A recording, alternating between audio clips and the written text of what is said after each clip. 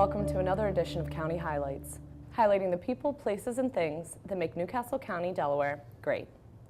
Today we're talking with Victor Enos about his role as president of Brookside Community Inc., an important part of Newcastle County. Thank you for being here today. Thanks for having me. Now, to begin with, I'd like to ask you just a little bit about yourself. Would you mind sharing a little bit with our audience? Sure. I came to Delaware in '92. I've been a DJ all my life. I started in '78, moved to Delaware in '92 and started Accent Entertainment. From there, I've really learned how to interact with people. Like when you're doing a wedding, go out and be able to play for the older people and the younger people. So I've actually brought what I've learned from the DJ business over to the Brookside community because it's kind of the same scenario. You have older people and younger people. I remember somebody saying to me, it just seems like you're always doing stuff for the kids. How about us adults? Well, about a month later, I came up with an idea to have a car show. So it's been a really big hit ever since. It's gotten so big. Where is the car show? The car show is actually right on Route 4. It's where the Lions Club sells the Christmas trees at that maintenance building. Okay. It's actually an ideal location because it's kind of on a hill, and when all the cars are parked, you have a nice display instead of just seeing the first row of cars. Sure. And we now have a committee that does the car show, and it's growing in leaps and bounds to the point where they've actually added a fall car show now. Oh, wow. So, now, as we begin, can you tell our audience at home, what is Brookside Community Inc.? What does that involve? It's almost like a little local government. Yes, it is a local government. It's actually one of the first communities built in Newcastle County. From what I understand, it was built for the Chrysler plant, but that was back when they were building tanks. Right. I have talked to some of the seniors that live in our community that have been there since day one. Yeah. And they've told me the stories about how they used to go over there and climb on the tanks. I'm not really sure of the year, but Chrysler eventually did come into play, and a lot of executives from the Chrysler plant moved into Brookside, and they moved into an area called Big K, which is all the executive houses with the garages and stuff like that. But Brookside is divided up into, I believe it's 5 sections. You have small M, then you have M East, you have C section, C East, C West, Big K, and then you have Little K, which is right across Route 4. So this is a very large community. Relative to most neighborhoods, this is very large. It's 1,339 houses to be exact, 42 acres of parkland, and 12.4 miles of roadway. Yeah, I don't think a lot of people realize that that is all Brookside when they're driving past. They really don't. Now, how long have you been working with the civic group? I've been the president for 4 years. A lot of people, when they get involved, they start out on committees and then they work their way up to director. When I ran back in 2012, the reason why I did run was because every time I drove by a basketball court or a tennis court and just never seen no activity, I knew it was that time. Which is awful. Yeah, I think the kids need things to do. It's like I've told a lot of people, you can have a lot of heroin programs, and I think they're great, but if you don't give kids stuff to do, they're going to get in trouble. Right, something productive. You got to get them out doing activities, get them away from texting and playing on Xbox, and really getting them out and exercising. What does Brookside Community Inc. do for the actual neighborhood and the community? Well, we're actually a civic/maintenance corporation. We have a mandatory dues that has to be paid every year. Right. A lot of communities it's volunteer, but ours are mandatory, and it's $55 a year. Which is reasonable. It's very reasonable. Right. I believe when it first started, it was $5 a year. Well, that was in, what year was that? That was in 1953, and they have increased it since. But still, we haven't had an increase in a long time, and there's no reason to do an increase because if you have 1,300 homes paying, there's no reason to do an increase. There's plenty enough money to pay our employees. We have 2 groundskeepers. We have a lady that works in the office. We have a building that also generates revenue for our snow removal. which we rent the building to do weddings and private parties and stuff like that. That's also where we hold our meetings and our public safety days and our flea markets and Oh, wow. all the great things A that we little do bit of down everything, there. A then. little bit of everything. But yeah, the money definitely will cover all of that stuff, and cutting our grass and working on our equipment and playground equipment, which is what we are getting ready to do now. Is So buy it really playground does equipment. benefit every person in the Sure neighborhood. It does. Yeah. Sure it does. And just real quick, I found this book laying around, and when I was reading through it, I was really impressed. But a lot of people don't know this, but Brookside actually stands for, and I'll let you read that if you don't mind. Oh, wow. So better living, churches, schools, swimming pools, parkland, shopping center, children's activities, adult activities, teen activities. So like we were saying, every little bit of everything. And really, I've been through the neighborhood myself, and that is all there. Yes, it is. And, the thing that we've been pushing on, the president over in Scottfield, Mr. Buellmutter, he has been amazing. Since he's helped us build our website and get us online, that is really important. Transparency is something that's very important. Going back, I'm going to rewind for a second. Going back when I first started, I had a campaign page when I was running for president on Facebook. And since I became president, I turned that page into a community page called Brookside Community Inc. Well, the board didn't like it, so we went ahead and dropped the Inc. so it would become a personal page, which it did. Sure. But I went ahead and dropped the Inc., and then I turned around and added more pages. I added Brookside Families, I added Brookside Public, Safe Streets, Brookside Small Business and Barter, which if you have a business in Brookside, you can barter with your neighbor if he's an accountant or whatever, or give him a discount. So we try to keep everything in-house. The other thing that's really important is Brookside Public Safe Streets. Right. And the police will send me stuff like, do you identify this guy, get him on your Facebook page right away. So you do work directly with Newcastle County Police Department? Absolutely. Right, and with Newcastle County government as well. That's what I figured as much, because Brookside is actually, like I said, its own little community. It's its own little community. Years ago, Brookside had their own police station. Oh, wow. It employed, I believe it was one police officer and one police car, and he would drive around and sort of answer patrol the complaints. area. Yeah, it was kind of neat. And a lot of this stuff, again, everything I'm talking about is on our Facebook pages, and it's all on our website.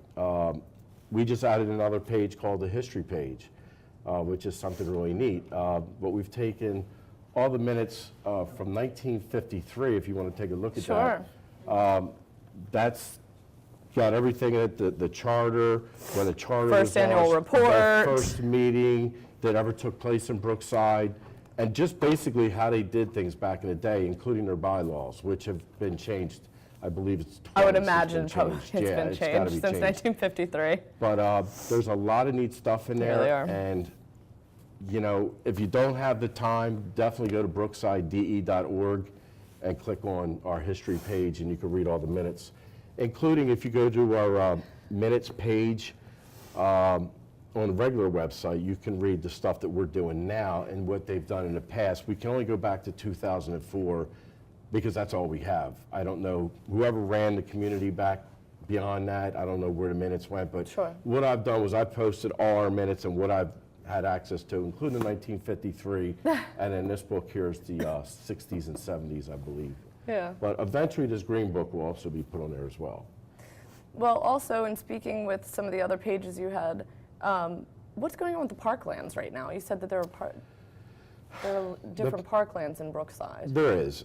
We have several locations where the parklands are located. We have the Big M section, which houses 2 soccer fields on the end. Then we have, just not far from that, another soccer field with a baseball field.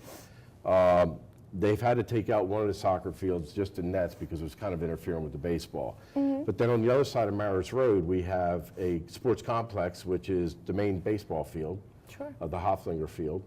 And beyond that field, could be other fields going down the park, but at the very end, we have a T-ball field that the GMBL Baseball League named Freedom Field. Yeah. And we've gotten a lot of donations for them, a lot of grant money to build that field up and take care of it, put the backstops in for the little kids. Yeah. And that actually backs right up to me, so it's kind of neat to see the kids playing t-ball. So it does give the kids something productive to Yes. do, like we were saying earlier. It gives them something positive to go outside and be safe and, Right. you know, play with their friends, and it's close enough that their parents can sort of keep an eye on them. Right. And then we got the basketball court. And this is funny because over in the K section, I've had my eye on this corner for a long time, and it's right next door to the park and ride that the state owns. And when I first came in, I went ahead and started cleaning it up. I mean, there was fences that were just rusted and falling apart. I mean, there's a lot of lawsuits ready to take place over there if we didn't clean it up when we did. But now that we've got the area prepared, now we're getting ready to start talking about putting a basketball court there and resurfacing the asphalt, fencing it all in so the kids have a place to Making go. it usable. And then at the meetings, a lot of people were complaining because there's a guy that lives down, like midway down the street, where his daughter goes out in the street and plays basketball, and people are always complaining, hey, you know, we can't get down the street, these kids are always in our way. And I was like, exactly, they Well, that are. sounds like the That's perfect why solution. we have a basketball court, and this is Right. this is where I'm at right now. We got to get our parklands back up and running. This is the year that we have to do this. In that same, in that same vein, what are you looking for the future of Brookside? More families moving in. Sure. And there's a funny way that I do things, and it's kind of good for Brookside that I am a DJ and entertainer because we're able to get a lot of stuff that we need for the kids at a discounted price. I mean, when I go out and I DJ for Brookside, it's my community, we just do it. I cover a lot of the cost. But yeah, I mean, bringing the communities together by having activities is the way you start it. You got to build that trust up in people. Right. Because people seen nothing being done for years, and now they're seeing things happening. And so now that they're getting my trust, now they're going to start seeing the parklands being built and stuff like that, and just having different things for people to do. And Meet it's their called building- neighbors. meeting your neighbors, building relations. Join some of these social media sites that we have out there. They're great tools. Next Door Brookside, or Brookside Next Door, that was started a year ago, and now I can't believe it got so big that I forgot I even built it. Yeah. I thought maybe it was somebody else's website, but and then the social media site, the Facebook pages, and Brookside Families. That's a great one. Yeah. So there is a lot of, room for improvement and for seeing the neighborhood actually sort of continue to expand and grow. Absolutely. I mean, it's just something I knew that wasn't going to happen overnight. There's a lot that's already been done, but there's a lot that still needs to be done. I remember when I got elected back in 2012, I came into a big mess. The computer had viruses on it. Hard to access People anything. haven't seen a financial report in months. So the first thing I did when I came in November of 2012 was to get the viruses off the computer. And me being a tech guy, I mean, that's something we worked on right away and took care of that problem. And then we went ahead and put all the spreadsheets and the financial reports into QuickBooks. So that was one of the first things I did because I promised people before I even ran that I was going to bring this community into the 21st century. Right. But since then, I mean, just simple things like insulation in the building. When I popped the ceiling tiles and seen a bare roof with big holes in the ceiling, I thought to myself, where's the insulation at? So for $1,200, we went out and bought soundproof insulation, fireproof insulation, insulated the building. So this building is a building that actually belongs to the community. Right. I mean, the Brookside Community Inc. works out of there, but it's the community building, so you would think that they would want it to be, warm. the best thing that it could be. Right. Warm. Well, we've added, I mean, since then, like I said, we've added the insulation because people are complaining you can hear the music from outside. Well, that's why, because there was no insulation. But since we've insulated, it's warmer, it's soundproof, and then we went ahead and added party lights. I call them party lights. They're called Scott lights. They're along the wall. They're hooked up to a dimmer. And a simple thing like that will get you more rentals because people aren't going to come in and dance under what I call ugly Fluorescent lights. Yeah, so people want it, dimmed out, and so me being a DJ, I kind of had an idea of the way the place should look. So this provided, a place for everybody in the community they're open to, rent it out or go there to attend, whatever events you have for, either the kids or the adults. So that's a good question. And a statement that you say, because, the $55 a year, once you pay that $55 a year, you're an active member of Brookside. and that entitles you to the discounted rate on our rental hall.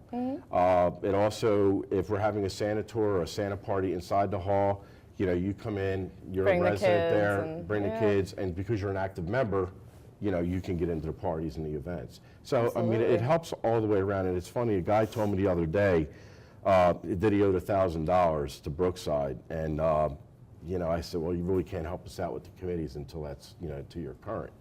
And he said, you know what, I'm going to pay this, and I'll tell you why, because I see things happening in the community now. That was the reason why he never paid his dues, and that was the thing that I've been saying all along. Yeah. And but now people are actually bringing it to my attention that they want to pay their dues, and on And they that want to note, be involved in, you know, maybe some of the changes that are Sure. taking place, and we're at 94% right now. When I which is came incredible. Yeah. in, nobody was paying their dues. And it was a struggle, and they were prorating everything, like saying, okay, this is what we're going to bring in, and we were never bringing that in. So we had to tighten up our budget because we were facing, you know, a deficit within the next 7 years if we continued spending the way we were, because we were just pretty much following their lead, what they were doing. But we went ahead, between the treasurer and I, we went and changed all that, and since we've done that, now the money, since we've tightened up the budget, now money just seems like it's coming in, and we hope it stays this way. And, Right. I believe it will, as long as we Fulfill continue your- on with the activities Right. and the things that we're doing. Well, you know, I can't thank you enough for coming in today. Is there anything that you wanted to add before we wrap up? Yeah, snow removal. There's a lot of things, you know, that people, you know, we had a lot of people at the last storm we had. Because we have so much land, we have to bring in like big companies, that, you know, with like 4 and 5 trucks. Sure, yeah. The last expense, the last snow removal was $12,000, and we budget $20,000, and where that money comes from is like the hall rentals. So Sure. we could take that money and apply it right to the snow removal. That's pretty much it. Well, you know, it sounds like a lot of big things are happening, and I know that everyone in the community has to be, you know, extremely grateful and just really happy that, you know, they see things changing for the positive. Well, the thing is, a lot of, I've always said, you know, there's a lot of retired people that live in the community, you know, and you ask them to help out. That's the hardest part to running a community, is getting volunteers. I mean, I hear that all over. Right. And, you know, I say to myself all the time, I drive a school bus for Christina School District. I run an entertainment company.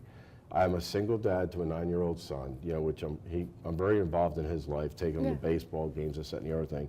And I run the largest community in the state. And, you know, you just have to find that balance. And I've learned to do that. With more people helping out, if everybody just does a little bit, we can get a whole lot more done. Absolutely. Well, I know it's going to be great. Thank you so much for coming in today, Yes, Victor. and just remember, brooksidede.org if you want to learn more about Brookside. It's all on there. Absolutely. Thank you. Oh, you're welcome. Take care. You too.